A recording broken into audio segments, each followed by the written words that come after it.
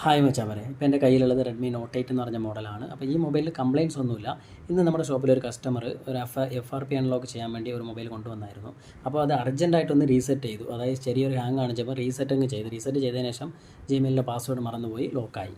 അതാണ് സംഭവിച്ചത്. അങ്ങനെ FRP കൊണ്ടുവന്നതാണ്. അപ്പോൾ ആ കസ്റ്റമർ പറഞ്ഞ ചില കാര്യങ്ങൾ വെച്ചിട്ട് ഞാനൊരു വീഡിയോ ചെയ്യണമെന്ന് വിചാരിച്ചു. കാരണം അറിയാത്തവർക്ക് വേണ്ടി മാത്രമാണ്. കാരണം കസ്റ്റമർ പറഞ്ഞെന്ന് പറഞ്ഞാൽ ഞാൻ പെട്ടെന്ന് അങ്ങ് റീസെറ്റ് ചെയ്തു, പക്ഷേ ഈ ജിമെയിൽ ഡിലീറ്റ് ചെയ്തിട്ട് റീസെറ്റ് ചെയ്ത് കഴിഞ്ഞാൽ എനിക്ക് ഒരു പ്രശ്നം വരത്തില്ലായിരുന്നു എന്ന് പറഞ്ഞു. അപ്പം ഈ ജിമെയിൽ എങ്ങനെ ഡിലീറ്റ് ചെയ്തിട്ട് റീസെറ്റ് ചെയ്യണമെന്ന് പലർക്കും അറിയത്തില്ല. അതിപ്പോഴാണ് ഞാൻ അറിയുന്നത്. ഞാൻ വിചാരിച്ചു ഇതൊക്കെ എല്ലാവർക്കും അറിയാവുന്ന കാര്യമല്ലേന്ന്. അപ്പം അറിയാത്തവർക്ക് വേണ്ടി മാത്രമാണ് ഈ വീഡിയോ. അപ്പോൾ ഈ റെഡ്മി ഫോണാണ് ഞാൻ എടുത്തിരിക്കുന്നത്, നോട്ട് 8. ഓക്കെ. അപ്പോൾ ഇവിടെ എല്ലാവരും ചെയ്യുന്ന ഒരു കാര്യം എന്ന് പറഞ്ഞാൽ പെട്ടെന്ന് കയറി എന്തെങ്കിലും സ്റ്റക്കോ കാര്യങ്ങളോ എന്തെങ്കിലും വന്നു കഴിഞ്ഞാൽ ആരെങ്കിലും പറയുമെന്ന് റീസെറ്റ് ചെയ്താൽ ശരിയാവുമെന്ന്, അപ്പോഴേ കയറി അങ്ങ് റീസെറ്റ് ചെയ്യും.